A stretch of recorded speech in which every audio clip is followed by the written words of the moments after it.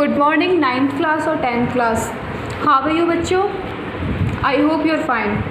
Okay, 9th class 10th class आपके chapter number 1 चल रहा था शुचि पर्यावरणम, है ना। हमने उसके 6 पद्य कंप्लीट कर लिए थे, है ना। अब उसका 7वां लास्ट बचा है, चलिए उसको देख लेते हैं।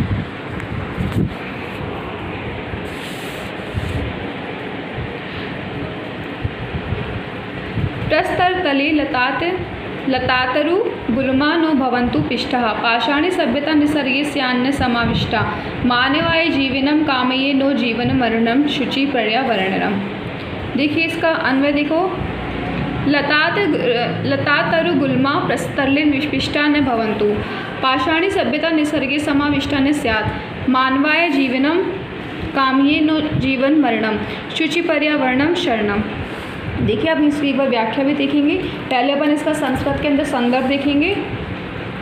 गीतांशु अस्माकं शेमुषि इति पाठ्यपुस्तकस्य शुचि पर्यावरणम इति पाठात् उद्धृत पाठोदय प्रोफेसर हरिदास शर्मणा विरचित लतिका इति गीति संग्रह संकलित है। पाठेस्मिन् कवि भारतीय संस्कृति संरक्षणम मानृत्य कथयति। यह गीतांश हमारी शेमुषी पाठ्य पुस्तक के शुचि पर्यावरणम पाठ से लिया गया है। यह पाठ प्रोफेसर हरिदास शर्मा द्वारा रचित लतिका गीति संग्रह से संकलित है। इस पाठ में कवि भारतीय संस्कृति संरक्षण के आधार पर कहता है। हिंदी देखिए क्या कहता है कवि। लता वृक्ष और झाड़ियाँ पत्थरों के तल पर नष्ट नहीं होनी चाहिए, अर्थात पाषाणकालीन सभ्यता प्रकृति में समाविष्ट नहीं होनी चाहिए। मैं मानव के जीवन की कामना करता हूँ, जीवन के नष्ट होने की नहीं, अतः शुद्ध पर्यावरण की शरण में जाना चाहिए। बच्चों एक बार फिर देखो क्या कह रहे हैं। लता वृक्ष और झाड़ियाँ पत्थरों के तल पर नष्ट नहीं होने चाहिए। लता वृक्ष और झाड़ियाँ पत्थरों के तल पर नष्ट नहीं होनी चाहिए। बच्चों आज पेड़ पौधे जो है ना पूरी तरह से नष्ट होने की कगार पर पहुंच चुके हैं। मालूम है ये सब कुछ। पर्यावरण एक तरह से देखा जाए तो हरियाली और पर्यावरण बिल्कुल दूषित क्या मतलब बिल्कुल समाप्त होने के ऊपर है। ये वही कह रहे कि भाई लता वृक्ष और झाड़ियाँ पत्थरों के तल पर नष्ट नहीं होनी चाहिए। भाई उन पेड़ों को काट करके उस धरती के ऊपर क्या हो रहा है, मकान बन रहे हैं, जा कर के लोग बस रहे हैं। ठीक है, पर्यावरण के लिए तो जगह बची नहीं रही है। अर्थात पाषाणकालीन सभ्यता प्रकृति में समाविष्ट नहीं होनी चाहिए। अर्थात पाषाणकालीन सभ्यता, बच्चों पाषाणकालीन सभ्यता मतलब कौन सी है? सुनो मेरी बात सारे बच्चे। पाषाणकालीन सभ्यता वो सभ्यता है जिसके अंदर जो पहले के समय में, ठीक है, हमारे भूतकाल के समय के अंदर चला करती थी। उसके अंदर ये होता था कि बच्चों सब लोग अपने घर के अंदर, ना कि सिर्फ घर में बल्कि घरों से बाहर भी हरियाली पेड़ पौधे वगैरह लगा के रखने थे। तो ये कहना चाह रहा है लेखक यहाँ ये कह रहा है कि भाई पाषाणकालीन जो सभ्यता थी उसे पूरी तरह से नष्ट मत होने दो। ठीक है, हम आगे कह रहा है कि देखो मैं मानव के जीवन की कामना करता हूँ। एक मिनट बच्चों, हाँ, मैं मानव के जीवन की कामना करता हूँ, जीवन के नष्ट होने की नहीं। कि मैं ये चाहता हूँ कि मानव का जीवन जो है ना लंबी आयु तक बढ़े। मैं उसके जीवन जीने की कामना करता हूँ। मैं ये कामना नहीं कर रहा कि वो नष्ट हो जाए। नष्ट कैसे? यदि पर्यावरण नहीं रहेगा तो दूषित भोजन, दूषित पानी, ठीक है, गंदी गैस और ये गाड़ियों का धुआं, इनसे दब करके मानव का जीवन पूरी तरह से नष्ट हो जाएगा। और हमें मानव का जीवन नष्ट होने से बचाना है। नष्ट होने से बचाने के लिए क्या ज़रूरी है? पेड़ पौधे लगाने ज़रूरी है, वहाँ हरियाली लानी ज़रूरी है, और सबसे बड़ी बात वातावरण को प्रदूषित होने से बचाना ज़रूरी है। अतः शुद्ध पर्यावरण की शरण में जाना चाहिए। अतः शुद्ध पर्यावरण की शरण में जाना चाहिए मतलब हमें पर्यावरण को पूरी तरह से शुद्ध करना चाहिए।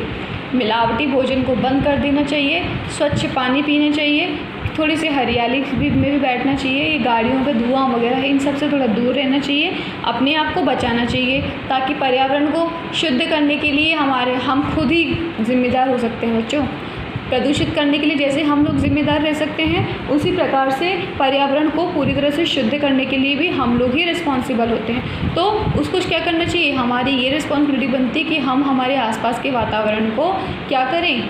शुद्ध कर सकें। ओके, तो चैप्टर नंबर 1 शुचि पर्यावरणम आपके कंप्लीट हो चुका है।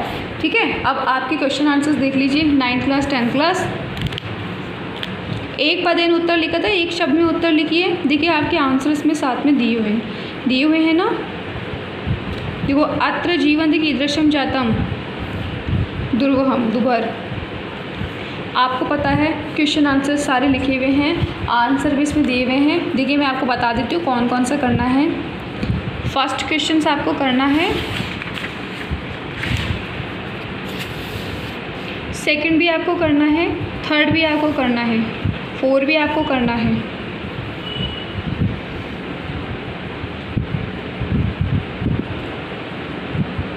फाइव भी करना है, 6, 7, बस 7 तक। ठीक है, 7 तक के क्वेश्चन आंसर्स हैं जो वो आप लोगों को करने हैं अपनी कॉपी में, संस्कृत की कॉपी में, प्लस आप लोगों को सप्रसंग इनकी व्याख्या भी करनी है। Okay, 9th class 10th class. चलो अब हम लोग थोड़ा सा आगे बढ़ते हैं।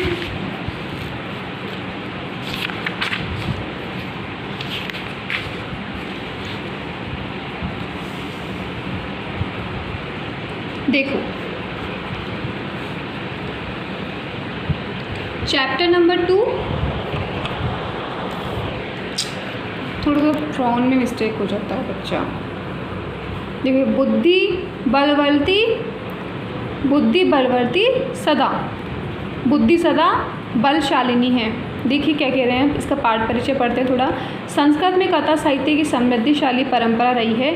इसी परंपरा में शुक सप्तति भी एक महत्वपूर्ण ग्रंथ है। इसमें एक तोते द्वारा अकेली औरत के मनोरंजनार्थ कही गई रोचक एवं शिक्षाप्रद कथाएं संग्रहित है, जो कालांतर में हिंदी भाषा में किस्सा तोता मैना के नाम से प्रसिद्ध हुई है।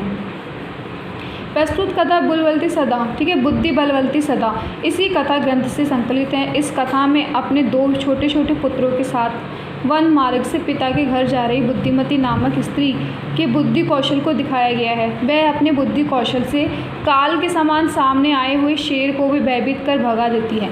इसी प्रकार इस कथा ग्रंथ में नीति निपुण शुक सारिका की कहानियों के द्वारा अप्रत्यक्ष रूप से सद्वृत्ति का विकास कराने का प्रयत्न किया गया है।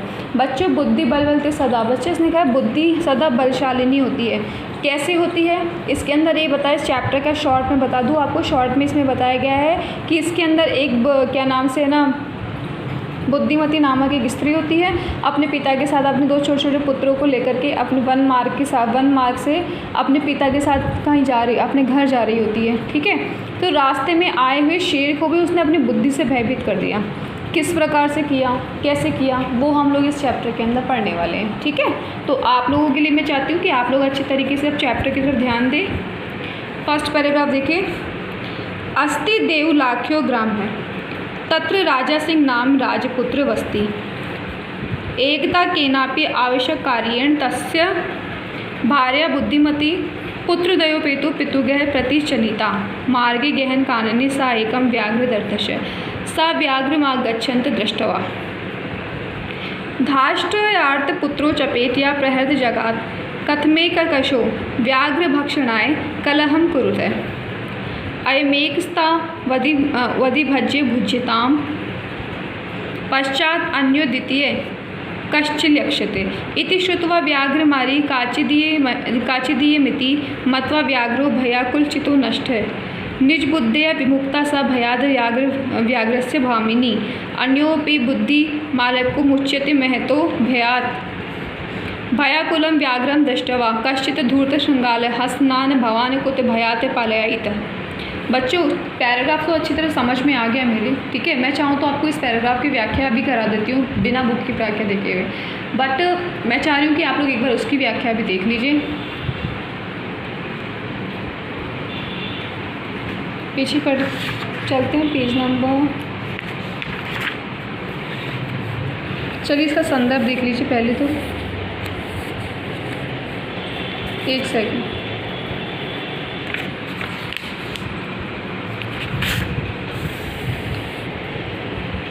गद्यांश अस्माकं क्षेमुषी इति पाठ्यपुस्तक बुद्धि बलवती सदा इति पाठात् उद्धृतः। पाठोदय शुक सप्तति इति कथा ग्रंथात् संकलित अस्ति। देखो क्या कह रहा है, गद्यांश अस्माकीय, गद्यांश हमारी पाठ्यपुस्तक क्षेमुषी इति पाठ्यपुस्तक बुद्धि बलवता, ठीक है, क्षेमुषी नाम की पुस्तक से बुद्धि बलवता साधि इति पाठात् उद्धृत पाठोदय शुक सप्तति इति कथा ग्रंथात् संकलित अस्ति। ठीक है ना, शुक सप्तति से ये कथा ग्रंथ लिया गया है। गद्यांशेस्मिन् लेखक नायिकाया बुद्धिमत्या परिचयन सह तस्य चातुर्य साहसम च वर्णयति। कह रहे हैं इस गद्यांश के अंदर लेखक नायिका बुद्धिमता का परिचय दे रहे हैं, कैसे कि चातुर्य साहस वर्णयति, कि उसके अंदर कितनी चतुर और कितना साहस था। सह कथयति यत निजी बुद्धिया मनुष्य भयात मुच्यते अतः मनुष्य बुद्धिमान साहसी च भवित।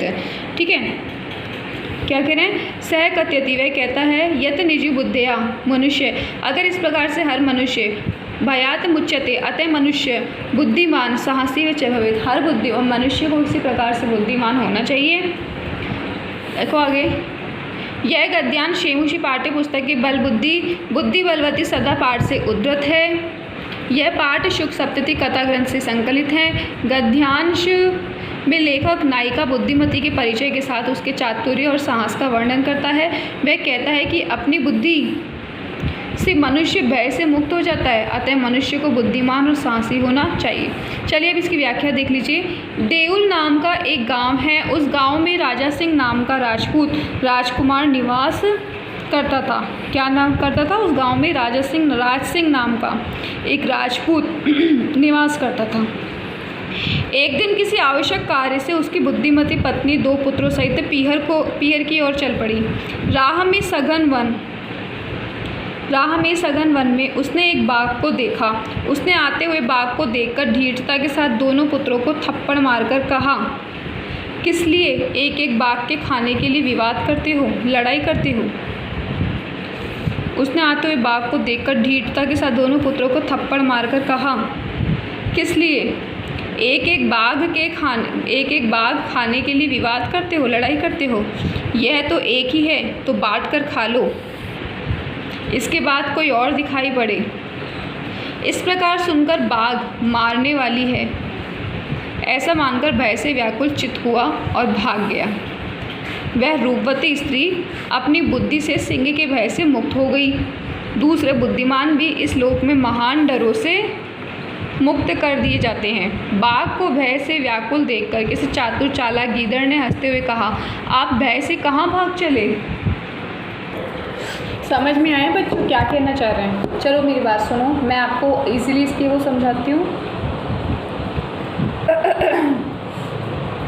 पर ये कह रहे कि देउल नाम का एक गांव था, उस गांव में एक राज सिंह नाम का राजपूत रहता था। एक दिन उसकी स्त्री मतलब उसकी पत्नी बुद्धिमती नाम की पत्नी थी उसकी, जो किसी काम से अपने 2 पुत्रों के साथ ना अपने मायके की जा रही थी। रास्ते में गहन जंगल आ गया तो उसने एक बाघ को दिखा। अब बाघ को देख करके पहले तो उसको भी डर लगा कि भाई मैं अकेली हूँ और मेरे साथ मेरे 2 बच्चे हैं, बाघ को कौन भगाएगा, बाघ तो हमारे ऊपर झपट्टा मार लेगा और हमें खा जाएगा। उसने चालाकी से काम लिया, उसने धीरता के साथ मतलब गुस्से के साथ अपने दोनों बेटों को एक एक थप्पड़ लगा दिया। थप्पड़ लगा करके उन्हें क्या बोली वो बाघ के सामने कि दोनों के दोनों क्या नालायक बनते जा रहे हो। हाँ, दोनों के दोनों एक एक बाघ खाने की जिद्दी करके बैठे हो। एक बाघ है ना, उसको खा लो, दूसरा आ जाएगा तब दोबारा खा लेना। ये उनके मुंह से, उस स्त्री के मुंह से इस तरह का व्यंग सुनकर बाघ घबरा गया। ठीक है, डर गया कि भाई ये तो बाघ को मारने वाली है। ठीक है, तो अपने उनको मरने का डर आया तो वो क्या किया, चुपचाप वहाँ से फटाफट भाग गया। इस तरह का व्यंग छोड़ करके बुद्धिमती ने क्या किया, अपनी और अपने बच्चों की जान बचा ली। ठीक है, लेकिन एक गीदड़ था। कौन सा गीदड़? ये कह रही है कि